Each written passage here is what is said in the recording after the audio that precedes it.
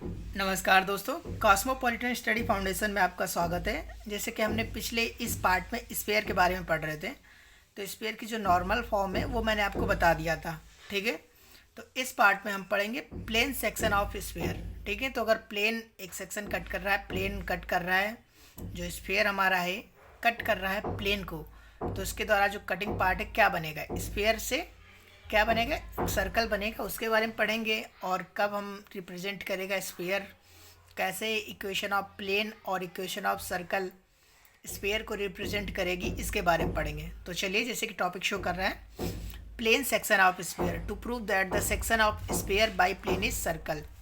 तो जो हमारे प्लेन सेक्शन जो होगा स्फीयर द्वारा सेक्शन बनेगा, क्या होगा, प्लेन सर्कल होगा। ठीक है, तो हमने एक प्लेन सर्कल स्फीयर लिया, जैसे कि ये पार्ट कट कर रहा है, ये प्लेन है हमारा कोई, मान लीजिए ये अल्फ़ा प्लेन है। ठीक है, अल्फ़ा प्लेन है, ये कट कर रहा है, तो हमने इसमें माना परपेंडिकुलर ओ ए, परपेंडिकुलर ओ ए है प्लेन पे, तो हमने परपेंडिकुलर ओ ए ड्रॉ कर लिया। तो चलिए लिखते हैं। ठीक है, एक मिनट सही कर लेता हूँ कि लिखने में कोई प्रॉब्लम ना हो थोड़ा सा।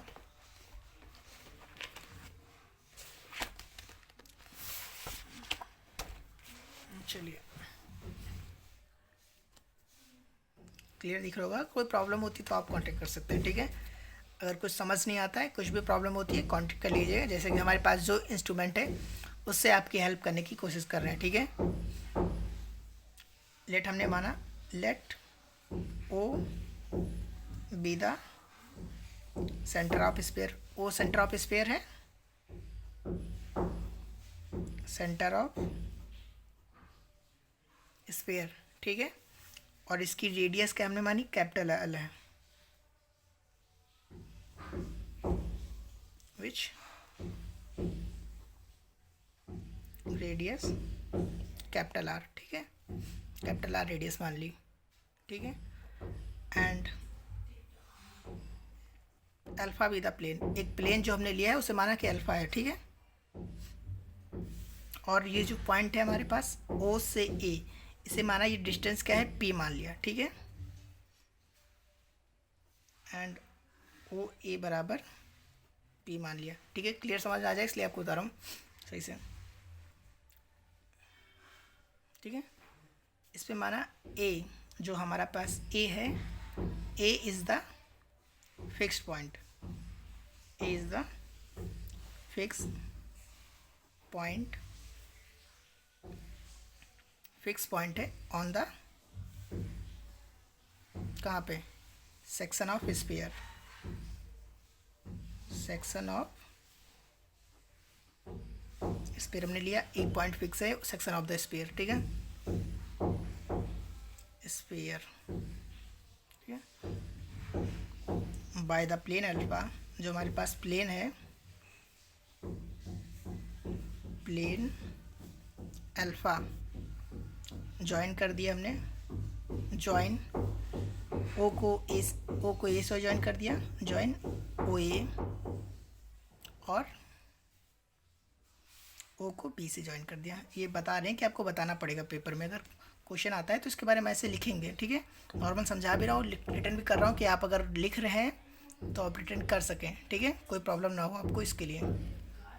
ठीक है, समझ में भी आ जाए, साथ में रिटर्न भी हमारे लिए ज़रूरी है कि हमें क्या पॉइंट लिखना है क्या नहीं लिखना है। ठीक है, क्योंकि देख रहे हैं आप यहाँ पे जो ओ ए है, ओ ए परपेंडिकुलर है किस पे, ए बी पे। ठीक है, जो कि ओ ए परपेंडिकुलर टू किस पर, ए बी पर।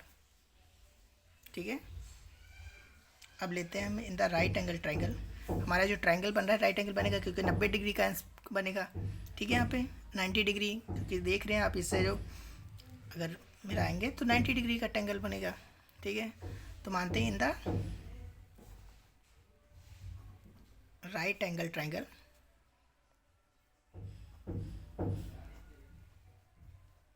Right angle triangle, angle angle क्या है हमारे पास, ओ ए पी। ठीक है, ओ A B, O A B.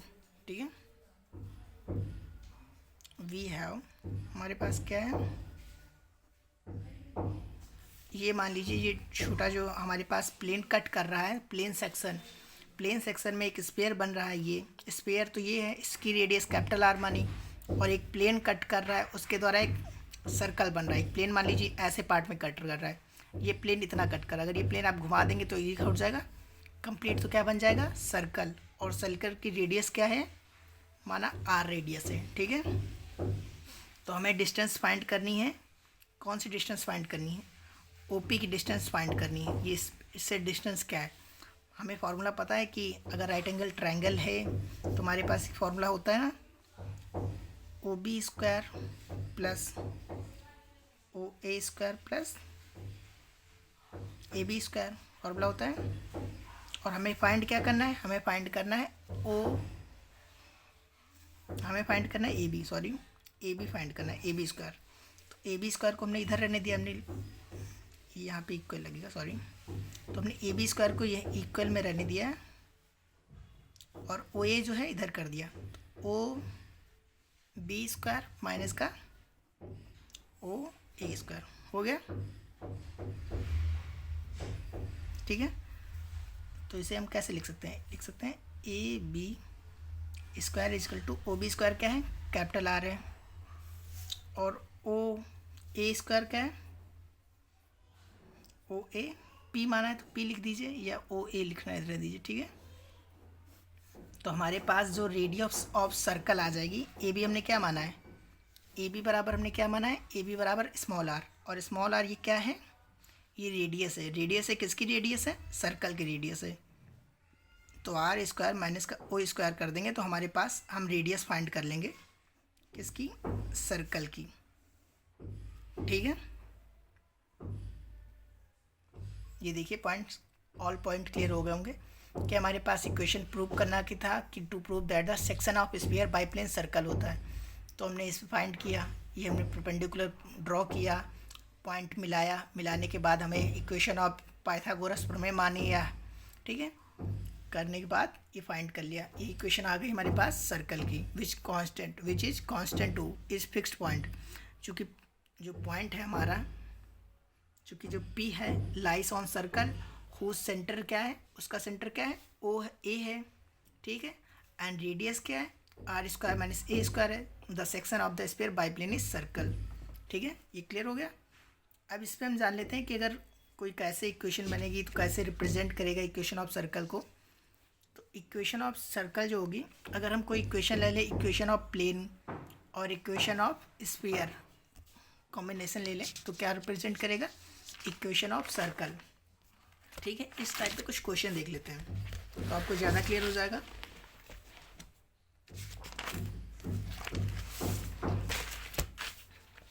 जैसे कि इस पार्ट में कुछ पॉइंट आपको बताना है, तो इसलिए मैं पॉइंट बता दूंगा उसके साथ साथ अभी, ठीक है। चलिए देख लेते हैं, इसमें कुछ छोटे छोटे पॉइंट पूछ लिए जाते हैं, ठीक है। तो हम ज़्यादा खास तो नहीं होते हैं, बट अगर उस टाइम में पता नहीं होता है तो हम क्वेश्चन समझ नहीं पाते हैं। तो इसमें ग्रेड सर्कल क्या होता है, पॉइंट स्फीयर क्या होता है, और कॉन्सेंट्रेस स्फीयर क्या होता है, ये जान लेते हैं, ठीक है। तो सबसे पहले देखते हैं ग्रेड सर्कल क्या होता है। तो देखिए इसकी लिख लीजिए, the section of sphere, the section of sphere by plane,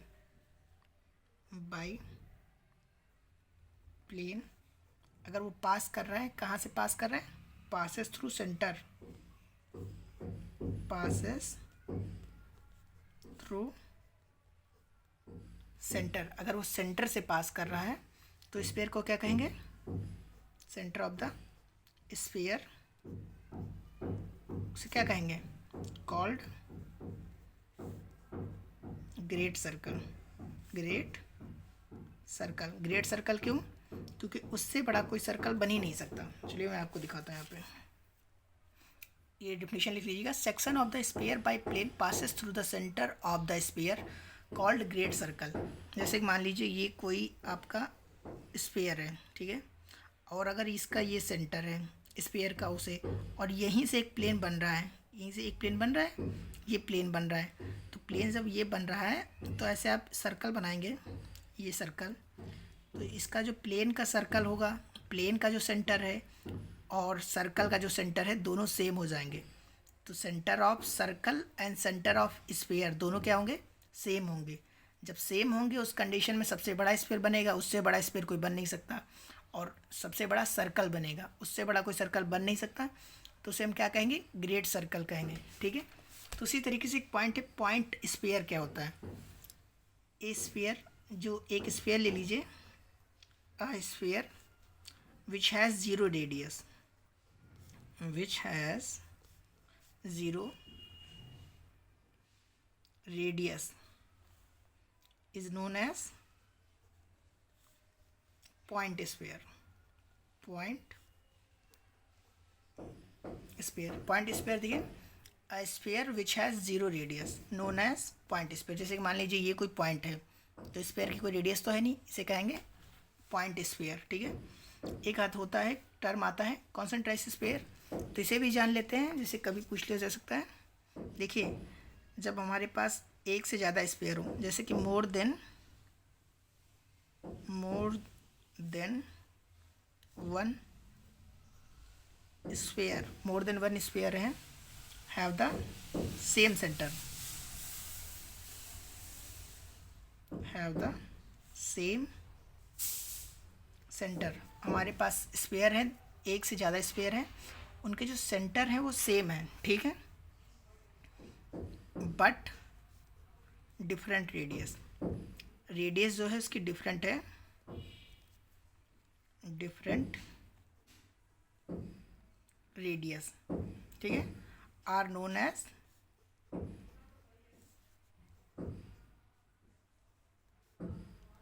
concentric sphere. ठीक है, ये छोटे छोटे टर्म थे बट इम्पॉर्टेंट थे, क्योंकि इन टर्म की हमें टर्मोलॉजी भी समझनी पड़ेगी, अदरवाइज क्वेश्चन अगर आएगा फंस गए तो हम फंसे रह जाएंगे। ठीक है, तो पॉइंट बता दिए प्लेन सेक्शन ऑफ स्फीयर में, और एक पॉइंट और होता है वो आपको बता देता हूँ।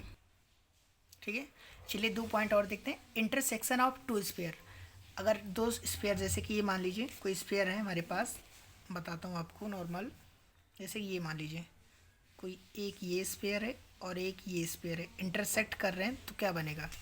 इंटरसेक्शन ऑफ टू स्फीयर क्या होता है, इसके बारे में क्वेश्चन जान लेते हैं। तो intersection, we know consider two sphere जो होते हैं हमारे पास, and assume that the given sphere have point in common, common मान लेते हैं कि पॉइंट उसके जो है कॉमन इंटरसेक्ट कर रहे हैं। ठीक है, तो अगर इक्वेशन, जैसे कि मान लीजिए इक्वेशन ऑफ स्फीयर S1 दे रखा है हमारे पास,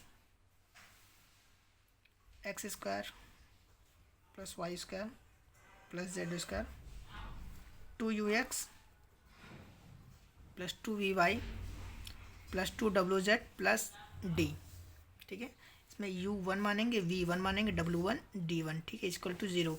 ये हमारी इक्वेशन स्फीयर 1 की इक्वेशन हो गई। ठीक है, और S2 जो दे रखा है, x square plus Y square plus का जेड स्क्वायर प्लस का 2ux plus 2vy plus 2w2z। ठीक है, 2u2 और 2v2y w2z plus d2 equal to 0। ये इक्वेशन 2 हो गई। तो हमें फाइंड करना है कि अगर इंटरसेक्शन ऑफ टू स्फीयर हो रहा है तो क्या प्रेजेंट करेगा। तो ये देखते हैं, जो इक्वेशन ऑफ दो स्फीयर जब इंटरसेक्ट करेंगे तो हमें क्या मिलेगा, इक्वेशन ऑफ सर्कल मिलेगी। कैसे मिलेगी, तो इसे भी देख लेते हैं। तो S1 जो होगा माइनस S2 कर दीजिए इक्वल टू 0, तो रख देते हैं यहाँ पे वैल्यू। जब ये रखेंगे S1 S2 तो ये x से x कट जाएगा, y से y कट जाएगा, z से z कट जाएगा, ये बचेंगे हमारे पास। तो इसमें हम कॉमन क्या ले सकते हैं, कॉमन हम इसमें 2x कॉमन ले सकते हैं। तो 2x कॉमन ले लिया, 2x u1 minus u2 plus यहाँ पे 2y कॉमन ले लिया, तो क्या बचा v1 minus v2 plus 2z common ले लिया, क्या बचा हमारे पास w1 minus w2 plus d1 minus d2 equal to 0। ये जो हमारे पास इक्वेशन आ गई है, क्वेश्चन में डायरेक्ट पूछ लेता है तो ये बता दे रहा हूँ आपको, प्रूविंग की कोई नीड नहीं है, मैं नहीं तो बता देता। Equation intersection of two sphere है which represent a plane, sorry which represent a, क्या रिप्रेजेंट कर रहा है ये, विच रिप्रेजेंट, क्या रिप्रेजेंट कर रहा है, सर्कल। ठीक है, इंटरसेक्शन ऑफ टू स्फीयर, अगर दो स्फीयर दे रखे हैं, ऐसे इंटरसेक्ट कर रहे हैं, कॉमन पॉइंट है दोनों के। तो S1 S2 लेके हम इक्वेशन बनाएंगे। उसे इक्वेशन क्या रिप्रेजेंट करेगी, सर्कल रिप्रेजेंट करेगा। इसके बारे में काफ़ी टाइम पूछा गया है तो इसलिए बता रहा हूँ, ठीक है। और sphere through given circle, equation आ जाती है कि sphere through given circle find कीजिए, ठीक है। तो उसके लिए भी हमारे पास इंपॉर्टेंट है कि जान लेते हैं। जैसे कि मान लीजिए कोई आपको इक्वेशन दे रखी होगी स्फीयर की, S1 की इक्वेशन दे रखा होगा x² plus y² plus z² plus 2ux plus 2vy plus 2wz plus d equal to 0, ठीक है। टेंशन मत लीजिएगा, इस पर क्वेश्चन में बता दूंगा, आपको क्लियर ज़्यादा अच्छे से हो जाएगा, ठीक है। तो बता रहा हूँ कि फॉर्मेट आपको समझ में आ जाए। और हमारे पास इक्वेशन ऑफ स्फीयर हो गई और इक्वेशन ऑफ प्लेन एक दे रखा है, इक्वेशन ऑफ प्लेन जैसे कि मान लीजिए Lx plus My plus Nz, ठीक है। ये इक्वेशन दे रखी है। तो हमें ज्ञात क्या करना है, स्फीयर निकालना है किससे, इक्वेशन ऑफ गिवन सर्कल से। एक सर्कल से पास कर रहा है और हमें इक्वेशन चाहिए सरफेस किसकी, स्फीयर की। तो हम क्या करेंगे, S1 प्लस लेमडा p रख देंगे। p बराबर हम इसको मान लेंगे कि ये इक्वेशन जो है इक्वेशन ऑफ प्लेन, ये p इक्वल है।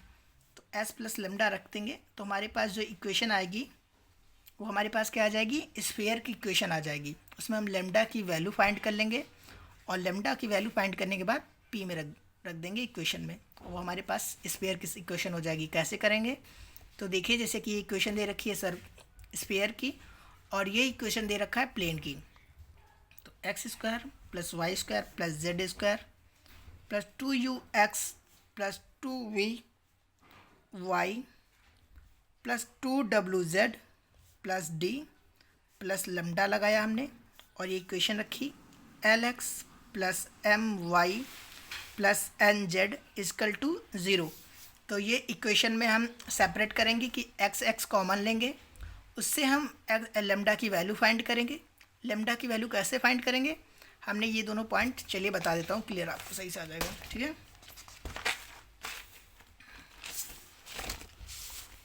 जैसे कि हमारी जो इक्वेशन निकल के आई, ये इक्वेशन आई x² plus y² plus z² plus 2ux plus 2vy plus 2wz plus lambda Lx plus My plus Nz equal to 0, ठीक है। तो इसमें कंडीशन दे रखा होगा कि कंडीशन इक्वेशन लाइन कर रही है, परपेंडिकुलर है या किसी प्लेन के हैं। तो हम इसमें सेपरेट करेंगे। सेपरेट कैसे करेंगे, जैसे कि यहाँ पे 2u2 है तो इसको हमने ऐसे सेपरेट कर लिया कि x को कॉमन ले लिया, ठीक है। फिर 2u प्लस l की वैल्यू हमने ये रखी है, ठीक है। सेपरेट करेंगे ऐसे, x² plus y² plus z² common लिख लेंगे x करके, प्लस यहाँ पे हमने y कॉमन लिया तो हमारे पास क्या आ गया 2v प्लस क्या हो गया 2v प्लस m। यहाँ पे z कॉमन लिया तो क्या हो गया 2w प्लस n प्लस का d तो लिखा ही रहने देंगे इधर वाला जो होगा। जैसे अब हमारे पास जैसे इक्वेशन दे रखी होगी कि ये इक्वेशन जो है पैरेलल है प्लेन के या परपेंडिकुलर है प्लेन के, तो उस पैरेलल प्लेन में हम एक x जो होगा, जैसे कि ये इक्वेशन दे रखी थी Lx plus My plus Nz equal to 0 कहेगा इसके परपेंडिकुलर है।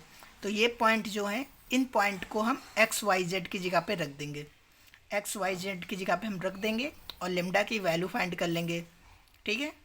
और लेमडा की वैल्यू जो हमें फाइंड हो जाएगी, इसमें ये लेमडा लगा रहने दीजिएगा, ठीक है, ये लेमडा लगा रहेगा। तो इसमें हम जब लेमडा की वैल्यू फाइंड कर लेंगे, वो लेमडा की वैल्यू पुट कर देंगे, हमारी इक्वेशन आ जाएगी, ठीक है। तो एक पॉइंट और है वो भी देख लेते हैं। चलिए, तो आगे का प्रोसेस जो हमारे पास टेंजेंट प्लेन है, अदर प्लेन, वो नेक्स्ट क्लास में देखेंगे, अदरवाइज़ काफ़ी लंबी वीडियो हो जाएगी, 20 मिनट्स की हो गई है। तो इसमें और हम क्वेश्चन देख लेते हैं, उसके बाद अगले वीडियो में हम उसे कंप्लीट कर लेंगे। उसके साथ में कुछ क्वेश्चन देख लेंगे जिससे कि हमारा टॉपिक जो है कंप्लीट क्लियर हो जाए, ठीक है। तो एक नॉर्मल क्वेश्चन देखते हैं कि find the radius and the centre of the section circle in which the sphere, हमारे पास स्फीयर की क्वेश्चन दिख रही है, कट कर रहा है प्लेन को। तो मैंने जैसे फाइंड करने को बताया था नॉर्मल, उसी को हम यहाँ पे प्रैक्टिस करेंगे, ठीक है। तो हमारे पास जो इक्वेशन दे रखी थी इक्वेशन ऑफ स्फीयर, ये हमने रखा, इक्वेशन 1 माना। और जो हमारे पास इस इक्वेशन ऑफ स्फीयर होती है उसे हमने इक्वेशन 2 माना। दोनों को कंपेयर कर लिया तो हमें जैसे कि पता है सेंटर ऑफ स्फीयर क्या होता है, -u -v -w होता है। तो उसी तरीके से हमने u की वैल्यू, v की वैल्यू, w की वैल्यू और d की वैल्यू फाइंड कर ली। फिर हमने रेडियस ऑफ स्फीयर निकाला। जो हमारे पास स्फीयर दे रखा है, स्फीयर की रेडियस फाइंड कर रहे हैं, ठीक है। तो स्फीयर की रेडियस हमें पता है कि u² + v² + w² - d होता है। तो हमने वैल्यू पुट की। वैल्यू पुट करने के बाद हमारे पास 25 आया, ये 5 आई वैल्यू, ठीक है। और इक्वेशन ऑफ प्लेन हमें दे रखा है x + 2y + 2z + 7 = 0। तो हमने इक्वेशन ऑफ प्लेन रखा x + 2y + 2z + 7। अब हमें परपेंडिकुलर डिस्टेंस निकालना है। परपेंडिकुलर डिस्टेंस क्या है? परपेंडिकुलर डिस्टेंस ये आपका, जैसे मैंने बताया था, बताता हूँ आपको एक सेकंड। ये हमने कैसे फाइंड किया था परपेंडिकुलर डिस्टेंस, ये जो होती है परपेंडिकुलर डिस्टेंस, ये परपेंडिकुलर डिस्टेंस यहाँ फाइंड करनी है। तो परपेंडिकुलर डिस्टेंस फाइंड करने के लिए हमने O is distance from O के हमारे पास पॉइंट दे रखे हैं -1 1 2, जो सेंटर ऑफ स्फीयर है उसके पॉइंट है, टू ए।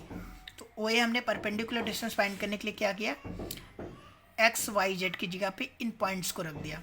तो x 1 × -1, ठीक है, 2 × 1 2 आया, 2z जेड की जगह पे 2 रखा तो 4 आया, +7 कर लिया। और नीचे हमने जो पॉइंट हमारे पास इसके दे रखे थे 1 2 2, इनका स्क्वायर करके अंडर रूट कर दिया। तो हमारे पास वैल्यू आ गई, ओ ए की वैल्यू आ गई 4, ठीक है। जैसे कि ये आप मान लीजिए ये कोई स्फीयर है, ये सेंटर है, ये प्लेन कट कर रहा है, ये हमारा सेक्शन ऑफ स्फीयर बन रहा है, ये हमने मिला दिया।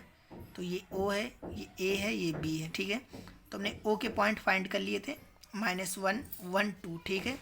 हमें पॉइंट ये निकालना था OA डिस्टेंस से, परपेंडिकुलर पॉइंट निकाल लिया हमने। और जैसे इक्वेशन मैंने बताई थी कि AB जो अगर हम मिला देंगे इसे तो हमारे पास AB बराबर क्या होगा, AB² बराबर क्या होगा, OB - A होगा, OB - OA, ये हमने रखा। उसके बाद हमारे पास पॉइंट जब ये भी आ गया है 4 और OB भी है, OA भी है, जैसे कि हमने OA फाइंड कर लिया 4 है, और सेंटर रेडियस ऑफ स्फीयर हमने फाइंड किया 5 है। तो हमारे पास ये 5 है, ये 4 है। और फाइंड क्या करना है हमें फाइंड करना है सेंटर ऑफ सर्कल। तो सर्कल का हमें रेडियस ऑफ सर्कल पहले फाइंड कर रहे हैं, फिर सेंटर ऑफ सर्कल फाइंड करेंगे। तो रेडियस ऑफ सर्कल में AB² बराबर क्या हो गया, OB² - OA²। AB² बराबर रखा 25 - 16 √9 3 आ गया, ठीक है। ये हमारी वैल्यू आ गई। अब हमें क्या फाइंड करना है, अब हमें फाइंड करना है सेंटर ऑफ सर्कल। तो लाइन OA जो है पैरेलल है टू नॉर्मल प्लेन। अब आप लोग को कन्फ्यूजन हो रही हो कि नॉर्मल प्लेन क्या, तो जैसे कि ये हमारा प्लेन है, इस प्लेन के नॉर्मल प्लेन आपने पढ़ा होगा, परपेंडिकुलर टू द प्लेन जो होता है क्या बनता है, उसे प्लेन को क्या कहते हैं, नॉर्मल प्लेन कहते हैं। तो परपेंडिकुलर बन रहा है तो ये लाइन के क्या होगा, पैरेलल होगा। तो लाइन के जो पैरेलल प्लेन बन रहा है, line O is parallel to normal plane, जो इसके पैरेलल, जैसे ये लाइन है इसके क्या है, पैरेलल बन रहा है। तो पैरेलल बन रहा है तो क्या कहेंगे, नॉर्मल टू प्लेन। और परपेंडिकुलर हो जाएगा तो क्या कहेंगे, टेंजेंट प्लेन। तो नॉर्मल प्लेन जो बन रहा है प्लेन का, तो direction ratio of line O as क्या है हमारे पास 1, 2, 2, ठीक है। तो देखिए हमारे पास दे रखा था 1, 2, 2 डायरेक्शन रेशियो हो गए। जैसे कि मैंने इससे पहले वाले वीडियो अगर आपने नहीं देखा है तो देख लीजिए, उसमें 2D और 3D के सारे बेसिक बता रखे हैं। उसमें नॉर्मल प्लेन और plane equation, direction ratio, equation of line complete बता रखा है, तो आपको कोई कन्फ्यूजन नहीं होगी। तो ओ ए पासेस थ्रू, जो हमारे पास ओ ए है पास कर रहा है किन पॉइंट से, -1 1 2, जो हमारे पास ये पॉइंट दे रखे हैं इसे पास कर रहा है। और जो डायरेक्शन रेशियो है ये है। तो इक्वेशन फाइंड करने के लिए हमने आगे सॉल्व किया। इक्वेशन ऑफ लाइन मैंने बता रखा था आगे। तो इक्वेशन ऑफ लाइन में वैल्यू पुट की तो x + 1/1 = y - 1/2 = z - 2/2 = r। तो हमने यहाँ से x के पॉइंट, ये जो x आया, ये y आया, ये z। तो हमने ये जो वैल्यू थी, मैंने इससे पहले आपको बताया था कि प्लेन में पुट करते हैं। तो हमारे पास प्लेन की इक्वेशन जो थी उसमें हमने x की वैल्यू y की वैल्यू और z की वैल्यू पुट कर दी। पुट करने के बाद हमने r फाइंड कर लिया। पुट किया तो r -1 + 4r + 2 + 4r + 4 + 7 = 0 आया। हमने ऐड किया 4 8 1 9r प्लस माइनस किया तो 12 आया 12r। तो r बराबर हमने -4/3 फाइंड किया, ठीक है। और जो r ये वैल्यू थी हमने ये पुट कर दी इसमें। तो इसमें हमने पुट किया, देखिए x बराबर -4/3 -1 -4/3 3 -7/3, y बराबर 2 × -4/3 + 1 -8 + 3/3। ये हमने x y z की वैल्यू फाइंड कर ली और ये हमारे निकल के आ गए सेंटर ऑफ सर्कल, ठीक है। बस इतना करना है। आपको प्रोसेस ध्यान में रखना है कि हमें कैसे रेडियस फाइंड करनी है स्फीयर के सेंटर फाइंड करने के बाद हमें ये परपेंडिकुलर पॉइंट है तो परपेंडिकुलर पॉइंट रख के फाइंड करना है। फिर हमें नॉर्मल दे रखा है, नॉर्मल से हमें डायरेक्शन रेशियो निकालना है। डायरेक्शन रेशियो के बाद पास करेगा तो इक्वेशन जो ये बता रहा हूँ इक्वेशन ऑफ लाइन, ये मैंने इससे पहले वाली वीडियो में बता रखा है कंप्लीट। तो आपने नहीं देखा है तो आप देख लीजिए, आपको अच्छा समझ में आएगा। जैसे बेसिक से चल रहे हैं तो बेसिक से आप शुरुआत से देखेंगे आपको सारे वीडियो समझ में आएंगे। तो हमने वैल्यू फाइंड करके एक्स वाई जेड फाइंड कर लिया, ठीक है। इसी बेस पे चलिए एक क्वेश्चन मैं आपको देता हूँ और उसके बाद एक क्वेश्चन और हम देखेंगे, ठीक है। एक क्वेश्चन आप ये करिएगा, is cut by the plane, ये तो इसमें हमें सेंटर और रेडियस फाइंड करके बताइएगा, ठीक। नॉर्मल क्वेश्चन है बट आप प्रैक्टिस करेंगे तब धीरे धीरे आपके माइंड खुलना स्टार्ट हो जाएगा। सही से प्रैक्टिस कीजिएगा, आप कमेंट में कीजिएगा इसका आंसर, मैं बता दूंगा, ठीक है। तो एक क्वेश्चन और देखते हैं इस टाइप का। Find the equation of plane which cuts the sphere, वो स्फीयर को कट कर रहा है in a circle whose centre is A, तो जिसका सेंटर जो हमारे पास पॉइंट होते थे ए के पॉइंट दे रखे हैं अल्फ़ा बीटा गामा, ठीक है। ये जैसे कि मैंने सॉल्व कर लिया बट आपको सही बता दूंगा क्लियर, नहीं तो अदरवाइज़ काफ़ी टाइम लगता। तो हमारे पास ये पार्ट हो गया, प्लेन कट कर रहा है, इसकी रेडियस स्मॉल आर है सर्कल की और स्फीयर की रेडियस है कैपिटल आर, ठीक है। तो चलिए सॉल्व करते हैं। Let the equation of plane passes through alpha beta gamma, तो हमारे पास हमें पता है इक्वेशन ऑफ प्लेन क्या होती है, LX + MY + NZ होती है। उसमें ये पास कर रही है किससे, अल्फ़ा बीटा गामा से, तो अल्फ़ा बीटा गामा हम माइनस करके लिख देंगे, ठीक है। जैसे इक्वेशन ऑफ प्लेन भी बताया है, देख लीजिए पिछला वीडियो। लिखने के बाद हमने इक्वेशन ऑफ स्फीयर लिखा। इक्वेशन ऑफ स्फीयर क्या दे रखा है, x² + y² + z² = A², ठीक है। तो इक्वेशन ऑफ स्फीयर से हमने रेडियस नहीं, पहले हम सेंटर फाइंड करते हैं। तो सेंटर देखिए कंपैरिजन करेंगे तो हमारे पास सेंटर क्या आएगा, सेंटर तो 0 0 आएगा और d बराबर क्या आ जाएगा, -a² आ जाएगा। तो हमारे पास O के पॉइंट क्या आ गए, 0, 0, 0 सेंटर ऑफ स्फीयर, ठीक है, 0 आ गए। Direction cosine of line OA निकालते हैं। Direction cosine of line OA क्या है, 0, 0 है। तो हमारे पास L बराबर क्या हो जाएगा, अल्फा ही हो जाएगा। M बराबर क्या हो जाएगा, बीटा ही हो जाएगा। N बराबर क्या हो जाएगा, गामा ही हो जाएगा, क्योंकि ये तो 0 0 है तो अल्फा बीटा गामा ही आ जाएगा, ठीक है। कैसे आ जाएंगे ये भी आपको पता होगा, L - R/अल्फा, ठीक है। Put in the equation of value, ये हम इक्वेशन की वैल्यू जो हमारे पास आई है अल्फा बीटा LMN की, ये इक्वेशन 1 में हम पुट कर देंगे और हमारे पास इक्वेशन फाइंड कर लेंगे, ठीक है। ये हमारा हो गया आंसर, यही पूछा हुआ था हमसे, ठीक है। अगर आपको ये पॉइंट नहीं समझ में आया कैसे निकाला है तो पूछ लीजिएगा, हम बता दूंगा, ठीक है। कंप्लीट बता दिया है। जैसे कि L - X रखते हैं, x देखिए जैसे ये L - X by value put करते हैं, वैल्यू क्या है, अल्फ़ा है बराबर R। तो हम यहाँ से ये x, ठीक है। तो x बराबर क्या दे रखा है, यहाँ पे 0 दे रखे, देखिए ये 0 0 है तो L - 0 पुट किया तो क्या आया हमारे पास, L बराबर सीधा क्या आ गया, अल्फ़ा आ गया। उसी तरीके से M बराबर क्या आ गया, बीटा आ गया। N बराबर क्या आ गया, गामा आ गया। और वही है वैल्यू हमने पुट कर दी, इक्वेशन फाइंड हो गई, ठीक है। तो एक क्वेश्चन आपको दे रहा हूँ, ये find the equation of the circle circumscribing the triangle form by the 3 point A B, point दे रखे हैं। Obtain the coordinate of the centre of circle, तो हमारे पास इक्वेशन ऑफ प्लेन क्या होती है, ये होती है। और पॉइंट मैंने बता दिया है A, 0 0, देखिए यहाँ पे A, 0 0, 0B000C, ठीक है। तो इक्वेशन ऑफ स्फीयर पास कर रही है पॉइंट से, हमें चारों पॉइंट से इक्वेशन ऑफ स्फीयर फाइंड करानी है। उसके बाद हमारे पास जो पॉइंट आएंगे उनकी वैल्यू से हमें फाइंड करना है, ठीक है। तो ये आप करिएगा। इसी सेम टाइप का क्वेश्चन मैंने आपको बता रखा है इससे पहले, ठीक है। तो इससे पहले वाला वीडियो देख के इसके बाद सॉल्व करने की कोशिश कीजिएगा, ठीक है। सॉल्व कर लेंगे तो अच्छी बात है, अदरवाइज़ मैं बता दूंगा, ठीक है। बट आप ट्राई कीजिएगा, जैसे कि ईजी क्वेश्चन है तो मैं आपको दे रहा हूँ, ठीक है। तो इससे आगे का वीडियो मैं नेक्स्ट क्लास में डालूंगा, ठीक है। तो अगर आपने चैनल को लाइक नहीं किया तो लाइक कर दीजिए, सब्सक्राइब नहीं किया तो सब्सक्राइब कर दीजिए। Thank you.